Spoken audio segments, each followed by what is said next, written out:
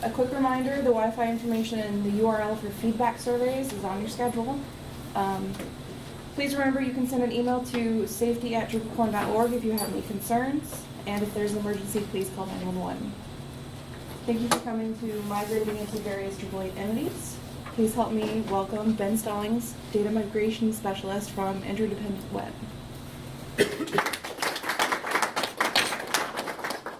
Thank you very much. I have my own little first piece of business here, which is that the slides are going to be at this tiny URL address, which I've put on the board also. The slides are really heavy on the code because I'm showing examples of things.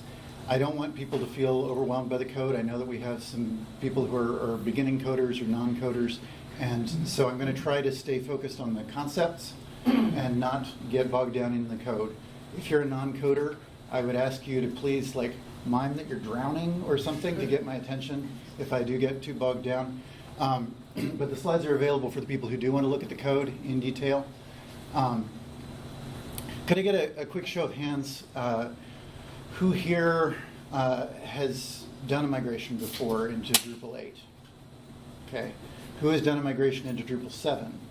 Okay. Using the Drupal 7 Migrate API. Okay. Who is not a PHP programmer? Okay. Who has not edited a YAML file before? Okay. Who has not used a database directly before, like doing a query on a database before? Okay. Who has not used the Drupal 8 configuration management to import and export configuration? Okay, good. All right, so that gives me an idea of what I'm going to need to cover. Again, I'm going to go through the slides talking about the concepts, and if you want me to come back to something, I can do that after we've gone through the deck.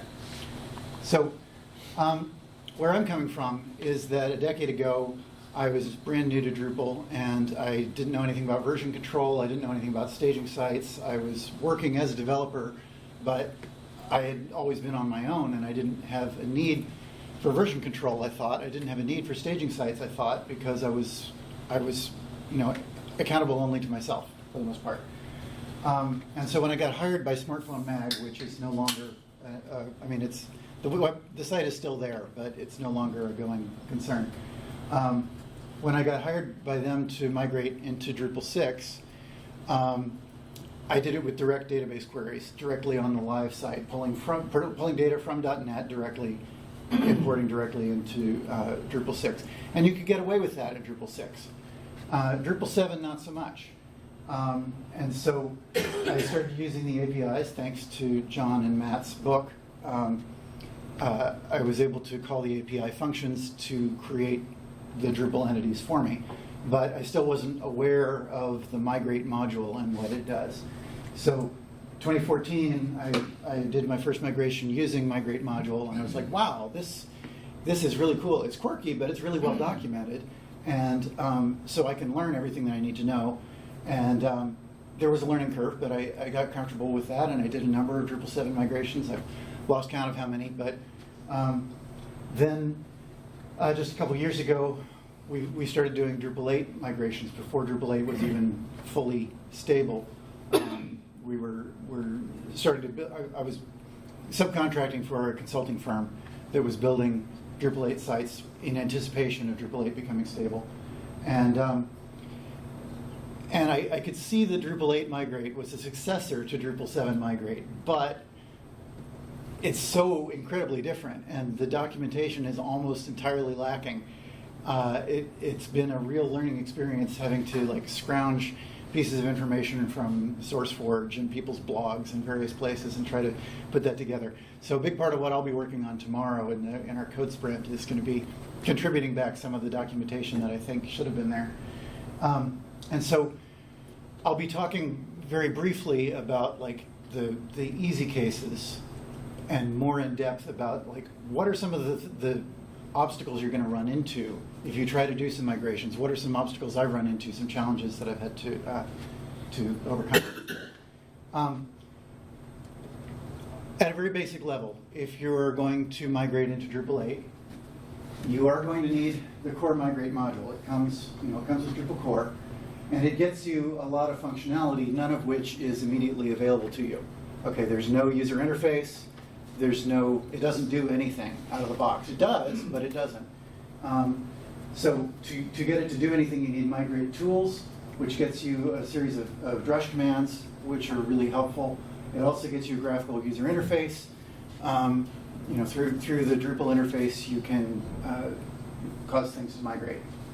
But you don't really have anything to migrate unless you also have Migrate Plus module, which allows you to create your own migrations and import them.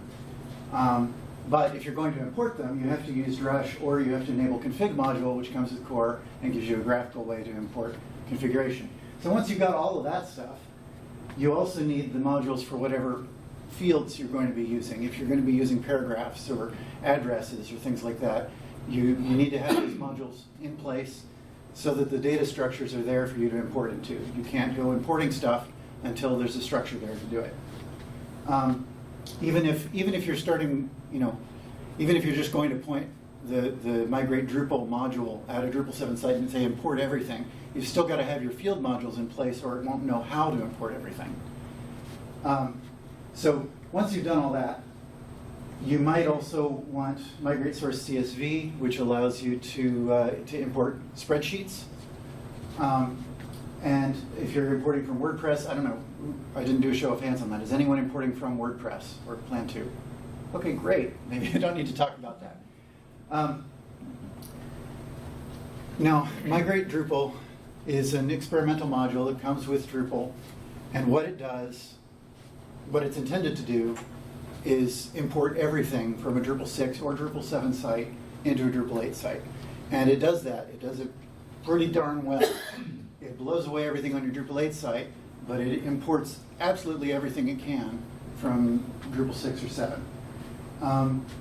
It also retains all of your entity IDs. So that's node IDs, file IDs, user IDs, taxonomy IDs. All of those ID numbers stay intact from your old site to your new site, which is convenient if you didn't have Path Auto module on your old site, or if you were using the CK Editor link module, which makes all of your links from page to page, records them all as node/node ID instead of an alias path. If you've got links like that, if you've got if your content editors have been creating links from page to page that reference the node IDs, it's really helpful to keep the same node ID so all your links don't break. So that can be a good thing. Also, even if you don't import everything from your old site, you can still use the plugins that come with the Migrate Drupal module and come with Drupal core. You can use those plugins to make your own plugins. You can modify those. You can import some stuff without other stuff. On the con side, if you're using these plugins without modifying them, if you don't customize these plugins, you can't exclude unwanted content. It's going to import all of your blogs, even the ones that are old. It's going to import all of your users, even the ones that are blocked. It's going to import all of your files, even the ones that aren't referenced anywhere. You can't roll back your content types individually if you've imported them this way, because the way that it imports stuff, it gets all your nodes first, and then it comes back and gets all of your fields. Okay, so here's a text field. It's going to get all your text fields, and maybe there's a date field, so it's going to get all your date fields, or all of your different types of content in one blow. And so if you say, oh wait, the pages look good, but the blog posts need to be migrated again, you can't just roll back the blog posts because it was all done in one go. So that's a little bit frustrating unless you customize these, and I'm going to show you a little bit about how to customize them. You can't change anything. So if you were using location module in Drupal 7 and you're going to use address module in Drupal 8, or you want to take your body text and move it into paragraphs, you can't change that if you use Migrate Drupal unless you customize it. If you are going to customize these plugin classes, the module has to be enabled. Okay, so So even though Migrate Drupal is an experimental module, and you get a warning on your screen saying, hey, this is an experimental module, are you sure you want to be using this?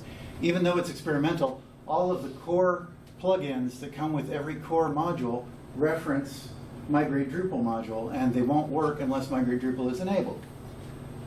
So that's only a problem because if you do enable it and you accidentally run the migrate status command without specifying that you only want your group of migrations, it'll create about 3 dozen unnecessary tables in your database that won't go away again until you uninstall the module. So my personal take, which you may have gathered from my tone of voice, is that enabling Migrate Drupal is more trouble than it's worth. And it's personally, in my opinion, it's easier to just copy the files that you're going to use rather than enabling the whole module. And sir, you look very concerned and confused. No, I'm not. Okay, all right. I thought maybe you disagreed with me. Okay. No, I'm sure you're right. Okay. So spreadsheets are awfully handy and convenient to use. If you're working with the client, if the client is not particularly technical, if you're not particularly technical, it's really great to be able to organize all of your information in a spreadsheet, figure out what you're going to import, and then import directly from that file. And that's what Migrate Source CSV allows you to do. It's much, much better documented than any of the other migration modules. If you are new to migrating, which looks like most of you are, I would highly recommend that you check this out and do some trial custom migrations from spreadsheets because it's super easy and it's well documented, and honestly, you can do an awful lot from spreadsheets. You can share them with your client. If you're working remotely, you can share your Google Docs. Share your spreadsheets as Google Docs, and then people can collaboratively edit them. That's great. You can use a single sheet for more than one related migration. As an example, suppose I'm importing users and I want the users' pictures as well. Well, that's 2 different migrations, one for the pictures and one for the users. I can get them both from the same spreadsheet, so each row in the spreadsheet can indicate here's the user picture. On the downside, when you do the drush migration status command, or the equivalent in the user interface, it counts all the rows in the spreadsheet, even if it's not applicable to that migration. So for example, if I've got 100 users in that spreadsheet and only 50 of them have images, it's going to show 100 images to import, even though there are only 50 images. And so if I import those 50 images, it's going to show that 50 of them haven't been imported yet, and that migration is not complete yet. That's, I think, a failure on the part of this module to adequately represent what it's doing. But there are ways around that, which I'll show you. If you ever open your CSV file in a text editor like Sublime Text, you're going to be very confused if there are line breaks in the data. So try not to do that if you can avoid it. But when you open your data in a spreadsheet, you're going to be tempted to sort it. And if you've got it saved to your Git repository, sorting it will cause Git to think that every line in your document has changed. And if you've got 100,000 rows in your spreadsheet, changing all 100,000 rows is going to cause the size of your repository to build up. So be careful about that. Be mindful of that when you're editing the document that's after you've got it in your repo. So you might postpone putting it in your repo for a while. At the point where you do that, be sure and notify the client that you're sharing your spreadsheet with that any further changes they make to the spreadsheet are not going to be reflected unless they tell you, because they are going to think, hey, I share this spreadsheet with the developer. I'm going to change a couple of pieces of data in the spreadsheet, and that'll be reflected in the import. But no, it won't, because you don't know it changed. So it can be hard to know in a shared Google Doc when somebody else has changed a couple pieces of data. And finally, be sure nobody opens a CSV file in Microsoft Word or some program that puts in curly quotes, because that will break everything. All right, so for the rest of this talk, I'm going to be talking about customizing migrations. I'm going to assume that the core migrations are not quite custom enough for your needs. At the very most basic, you're going to be writing YAML config files or modifying existing YAML files. You can find helpful examples of these in each module, and that includes all the core modules. So if you go to, let me show you an example here.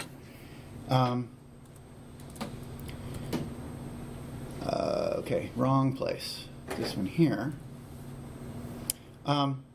So in this case, here's my web root, and I go to core modules, node. Inside the node directory is a migrations directory, and inside that is a whole set of YAML files. And all of these are just, as far as I can tell, these are just examples. They're not actually functioning because they don't have UUIDs. That's my guess. So if I open D7 node, there's no UUID row here, which indicates it hasn't been imported into Drupal. But the first bit of the, well, I'll talk about the structure in a second here. So thing number one is the YAML config file. Generally speaking, you're going to put these in a directory that's just outside of your web root at config/sync. If you're hosted on shared hosting, you may have to use a directory that's inside your public files folder instead, or private files, or someplace that's known, that's within the Drupal file system. But generally speaking, it's going to be at config/sync.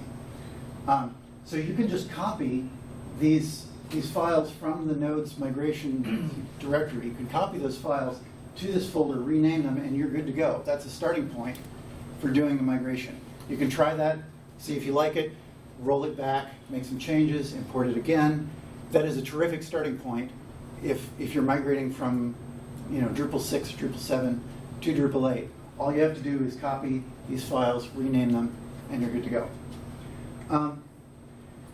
If you want to get a step farther than that, you can make a custom source plugin. I'll be talking about that a little bit. And I'll talk very briefly about some examples of a process plugin. And I'll get into what each of these things do. But before we move on, while we're talking about basics, I want to talk about these tables in the database. So it sounds like everyone has some experience with databases, which is great. So every migration has two tables in the database. One of them is called Migrate Map, and the name of the migration. So in the map table, you have there are a number of different fields, but the ones that I care about are source ID 1 and 2, and then there's dest ID 1 and 2, okay?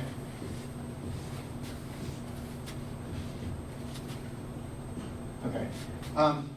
And what goes in these fields in the database are the ID numbers of the source and the destination. So if we're migrating nodes, it's going to be a node ID from Drupal 6 or Drupal 7 that you're importing from, and a node ID in Drupal 8.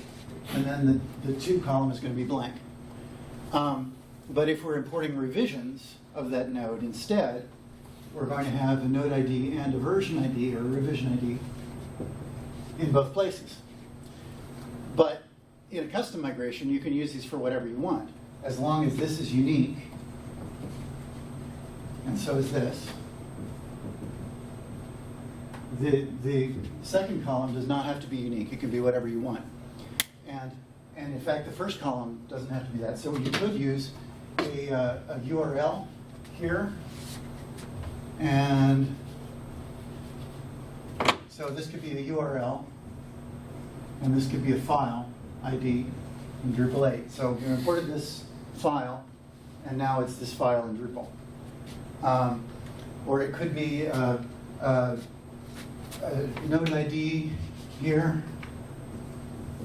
and a delta here. A delta, for those who haven't worked with the PHP side of things, it's a counter. It starts with 0, 1, 2, 3, and it indicates what place it is. So if you've got 5 paragraphs in your document, they're numbered paragraph 0, paragraph 1, paragraph 2. And so these destinations within the paragraph ID and revision ID. So anyway, I just wanted to introduce this concept because we're going to be coming back to that.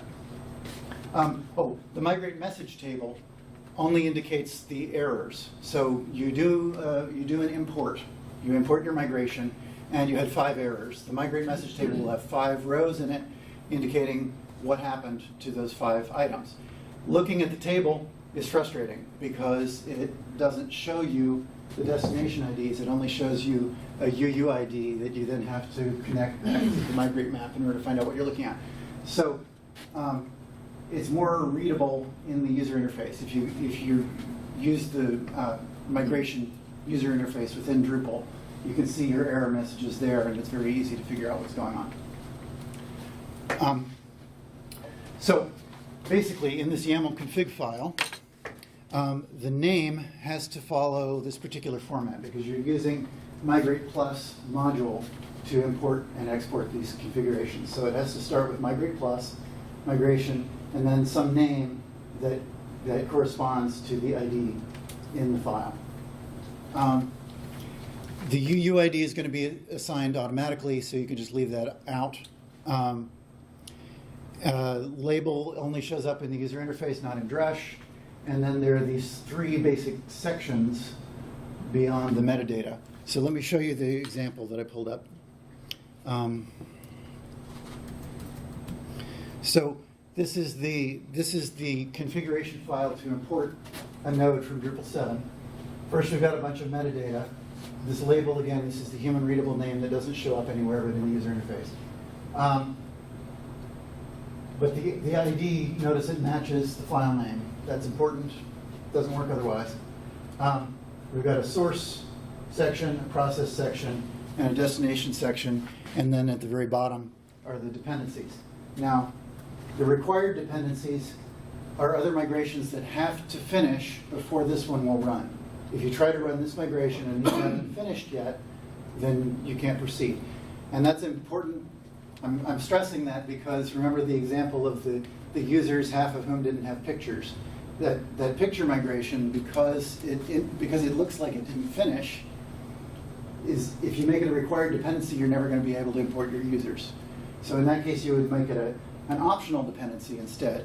And the optional dependencies come in if you the optional dependencies come in if you use this extra flag on your import command. You say execute dependencies. So if I said drush mim my users -- execute dependencies, it would import the pictures first, the 50 of them that there are, and then it would import the users, and it wouldn't mind that the other 50 pictures didn't come in. Does that make sense? Okay. So the source, process, and destination are, basically, here's the model of where we're coming from, here's the model of where we're going to, and here's the one, here's how we get from A to B. Here's the mapping. Process is the mapping from A to B. In every case, they're calling plugins. Let me show you what I mean by that. So lang code here is calling a plugin for default value, setting the default value to undefined. But this is a shortcut. This is actually saying plugin get source title. Okay, so in every case here, every row is actually calling a plugin. It's just that this is a shortcut notation. And in the case of a field, there's a further shortcut, which is if I say field foo/value set to body/value. Okay. So if I'm going from value to value, I don't have to say value. I can just leave that off. And it will be implied that value is value. So in some of these examples, you're going to see that slash notation to say that on this field, we're not importing into the value, we're importing into some other part of the field. Questions on this before I get into examples? Clear as mud? Okay, nobody's drowning yet. I haven't seen any hand gestures. Okay, so here's one you're going to run into if you use the datetime module. It's wonderful the datetime module is in Drupal core. It's not so wonderful that they chose a format that is different from every format of every field that I've ever seen anywhere else. Okay, so there has to be a capital letter T in between the date and the time. And if if you're doing the Migrate Drupal migration, the field plugin takes care of all this translation for you. But if you're not, there's a process plugin that you can use called format date to take the data from whatever format it's in to the new format. So if you're coming from date module in Drupal 7, your from format is either going to be this or just YMD. If you're coming from a Unix timestamp, your from format is just going to be a capital letter U. It's all documented places. I can't point you to the exact spots. But anyway, the point here, we do have to specify value here because this format date plugin is expecting to be passed a string, not an object. And so we have to specify, take this string, process it, and put it into this other string. Anyway, I promised I wouldn't get bogged down in the examples. Another common thing to run into is coming from location module to address. Are any of you using location module? Okay, then this is not as important. Maybe I won't cover this. The point of this example was that in this particular case, if you're importing into address module, regardless of where you're importing from, whether it's location or something else, you have to specify the country code first. So in the YAML file, you would think that it can be reorganized. And I often alphabetize my fields just so they're easier to find.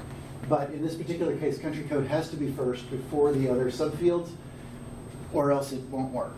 You have to say the country first. And you have to change it to uppercase. So location uses lowercase, address uses uppercase. So this is how you change it to uppercase. Problem solved. In some cases, you might want to just use the first value that's in a field. In this example, the client wants one big hero image at the top of the blog, but the old blog posts had multiple images in them. So how do we identify just the first image as the blog image? And the answer here is that we specify 0. Just take the first image out of this multiple image field, look it up in a previous migration here called myImage, and if there is no image, if the lookup results in no image, we don't find it for whatever reason, we're just going to skip this field and move on. And that's important. Skip on empty can be very important. If you're trying to do a migration and it's failing and you don't have any information on why it's failing because the error messages are not very informative, one of the things to try would be skip on empty, because often an empty value will break something and it won't tell you. Paragraphs. Paragraphs are all the hotness. Everybody wants paragraphs. So the challenge here again is that it's when you're, so you're importing paragraphs here. You're coming from a node migration generally, right? You're taking the body text. Your body value is going to go into a rich text field. The format is going to go into the field's format, although you may have to translate that, as you said. You may have to translate that from the Drupal 7 format to the Drupal 8 format. But your destination is not an entity. In our other examples here, the destination plugin was entity : node, or entity : user, entity : date, or no, not date. Anyway, you can use the entity plugin will take you a long way, but you can't use it with paragraphs. You have to use entity reference revisions, and that results in an ID and a secondary ID. I forget what it's called. But when you pull those back in, when you look those up from your body migration here, when you look those up, the result that you get is an array, and it's not an associative array. It's just, here's 0, index 0, index 1. So those correspond to these two things. And so in order to get those values back out, you have to use this extract plugin. And once you get your head around the fact that you have to do this, you can copy and paste the text. Once you've got it working for one part of your migration or one of your migrations, all you have to do is copy that and paste it into another one, and it's not that much of a hurdle. It's just peculiar. And there is an alternate syntax for this. Rather than using the subprocess plugin, you can say,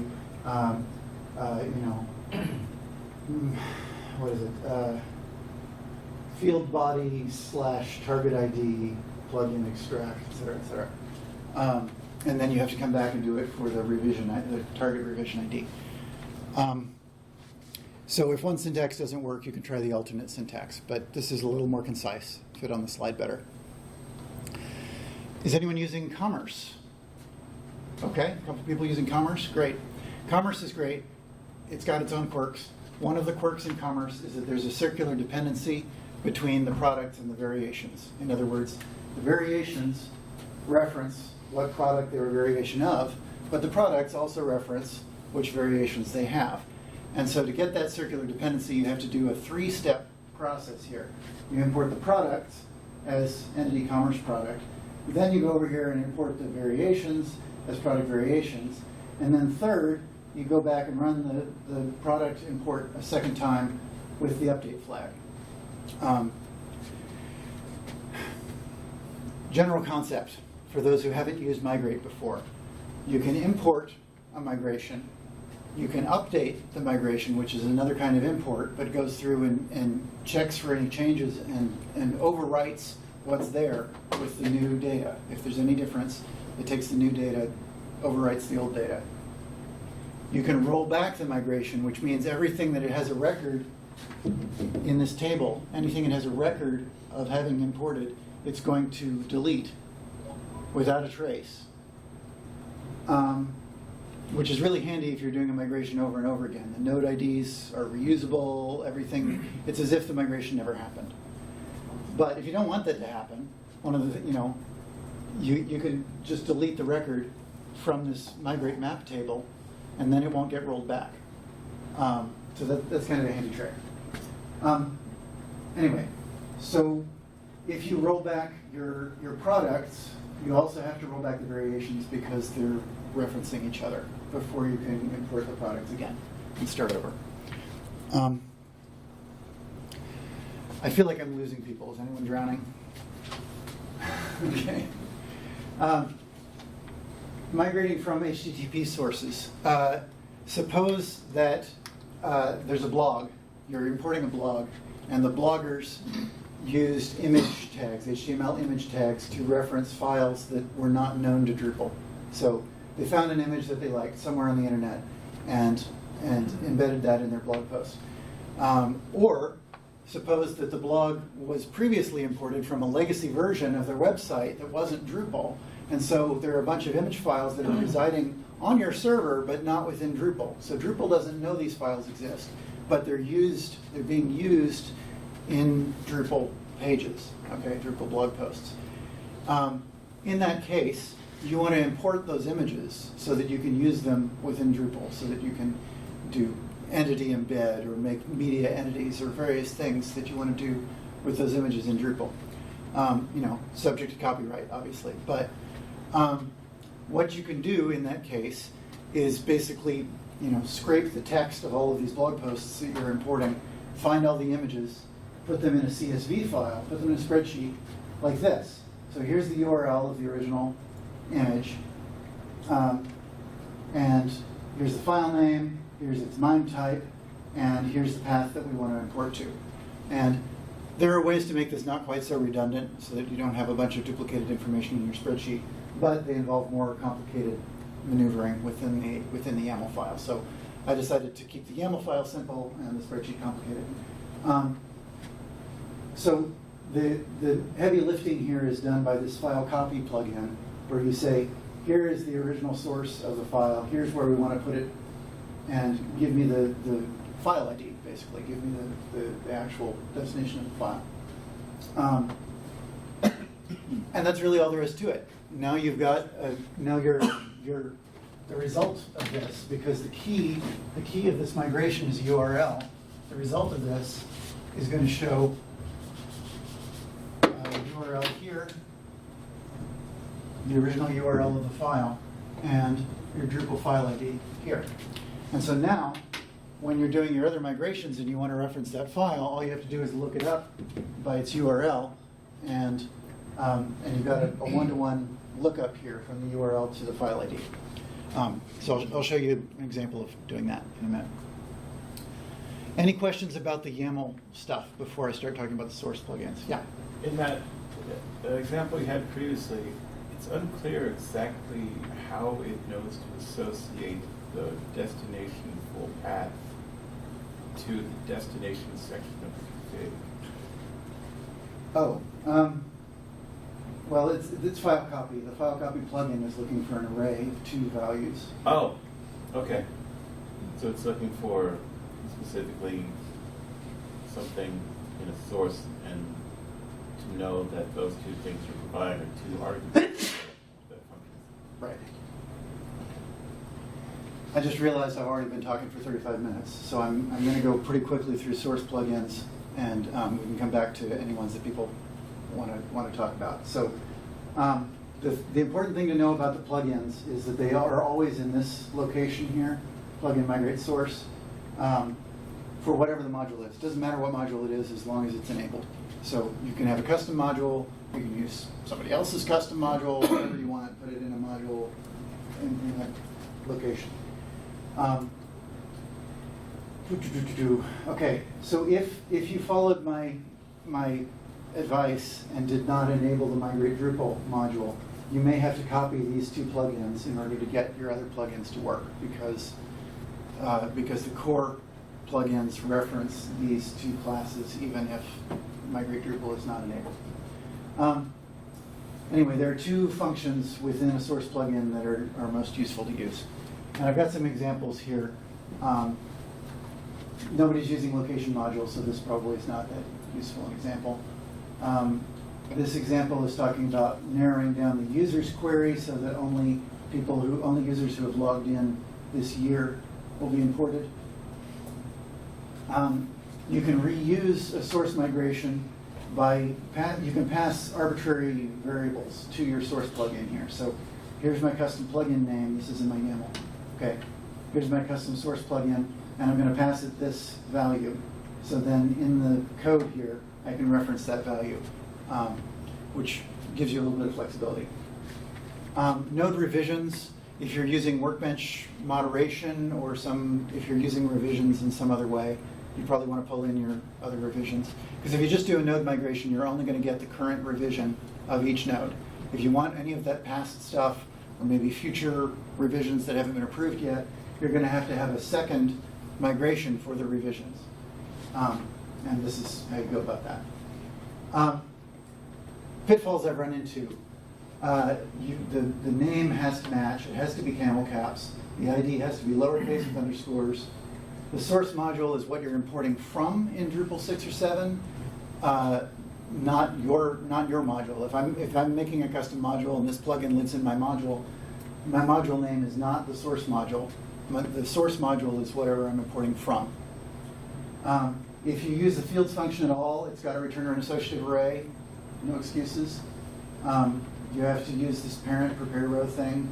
If you're importing from WordPress, go through and clean out your XML tags with colons in them because those don't work. And of course, don't forget to clear the cache.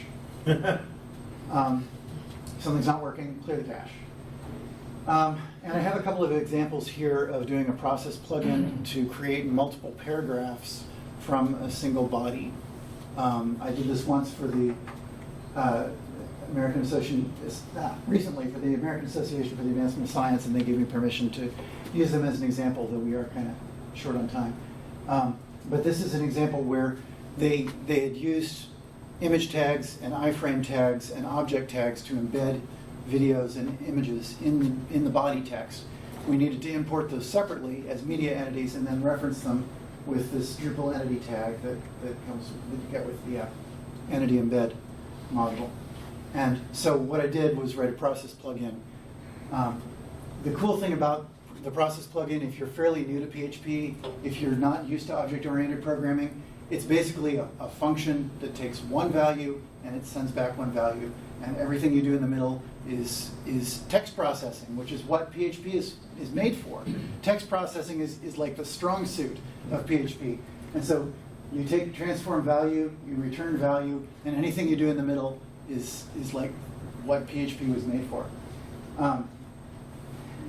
And then a variation on that creates a series of paragraphs. So you use this paragraph create thing. You can create multiple paragraphs from within your process plugin, and then make fancy use of this migrate map table to get those values back out again. In general, don't forget to clear the cache. You may see this error about the database has gone away. That's a pain in the neck. Sometimes it means that the source database went to sleep and you have to like poke it every once in a while because a migration can take a long time depending on how much you're importing. But sometimes it means that your destination database is low on memory. So there are some variables you might have to change in the database. Because again, you're working in the database really hard, much harder than it would have to work for just serving it. If you're using redirect, consider using path auto to generate your new aliases so that you don't have to import redirects as a separate step. If you're importing files, consider using stage file proxy. And finally, these migrate map tables are super useful. So before you go and uninstall migrate module at the end of your job, at the end of your work, be sure and save a backup because you might find yourself looking at these again later. And that is it. I went a little over time, but I think we have some time for questions. Yes? So comment on the source or destination database has gone away. That can also be that you've exceeded the number of open files allowed by your operating system. And it won't be apparent because it'll work the first time. And then the second time through, it'll just mysteriously give you this error. So you can actually tell your operating system to increase the maximum number of open files. Oh my gosh. Yeah, I've run into that a few times. Yeah. Particularly with really highly constrained environments where the DBA got a little overzealous. Wow. So for the recording, the comment was that sometimes the error message about the database going away can mean that you've exceeded the number of open files that are allowed by the operating system. So files like actual files, or like database files, or like PHP files? What kind of files are we talking about? I think it's internal file handles within the operating system. Wow. And there are tunables for that. It's Okay. a kernel configuration. So the solution is to increase the number of open files that the operating system allows. That's good to know because you wouldn't get that from the error message. No.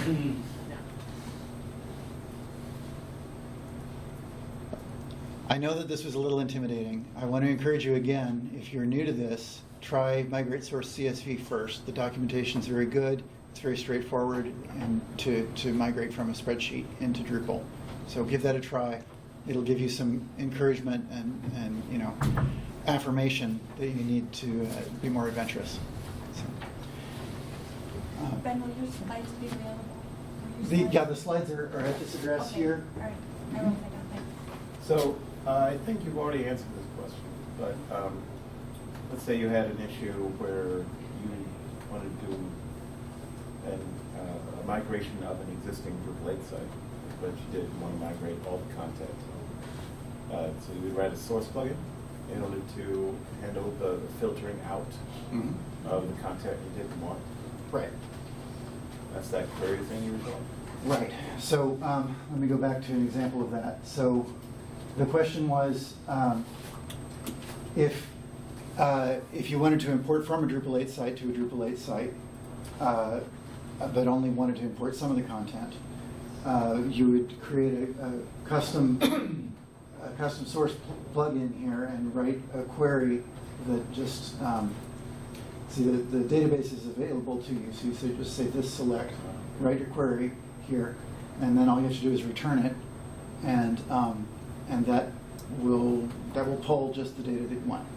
And that source will have you'll have to have an annotation that defines the source ID for that in your YAML, Yeah. where you're telling it what source ID to use. There's a place that indicates that. You can indicate that either in the YAML or in the source plugin, or both. The YAML will override the source plugin. So if you specify your ID field in the source plugin, or you're extending one that already defines that, you can override that in the YAML and say, no, I want to use this source ID instead. Okay. Right Chris, there. I have a blog post that should walk you through. Oh, of course you do. Okay, great. Yeah. Great. Does anyone else want to get the link to the blog post? Sure. You want to write it on the board? Why don't you type it on your screen Okay. so it gets into the recording? You want to come up and type it, or? Yeah.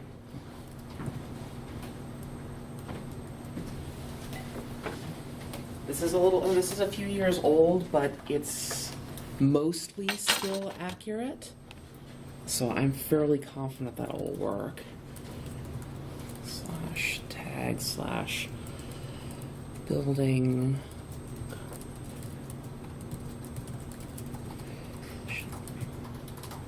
I'm pretty sure that's the correct one. Should we try opening that just to be sure? Yeah. That's a series, yeah. Mm-hmm. Whoops. That's not what I meant to do. Worked for me. It didn't copy. You're in a pop-up window, I think. Okay, yeah, it's still not pasting. There we go. Yeah, there we go. All right. That page is pretty Spartan, but it walks you through the whole custom process with paragraphs and stuff. Again, it's a few years old. It's mostly still working. Let me know on Twitter if something's busted, okay? That's like most Migrate documentation. Yes. Thank you, Tess, and thank you, everyone.